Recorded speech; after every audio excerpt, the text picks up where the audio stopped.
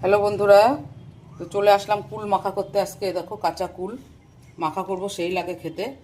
এখানে দেব লেবুর পাতা, আর এইখানে দেব চিনি, বিট লবণ, কাসুন্দি। কাসুন্দি ফ্রিজে রেখে এরকম শুকনো হয়ে গেছে। কাঁচা লঙ্কা, অল্প একটু হলুদ, লবণ, চিনি, এই হলো দিয়ে মাখবো। হেভি টেস্ট লাগে খেতে, একদিন বানিয়ে খেয়ে দেখো তোমরা। লঙ্কাগুলো ডলে নেই, খুব টেস্ট হয়, খেতে হলেও চলে যায়, সেই লাগে খেতে।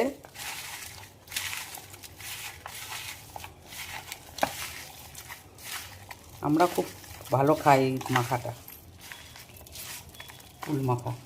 কুলের সিজনে আসলে একবার হলেও এই কুলটা মেখে খাই, খুব ভালো লাগে খেতে।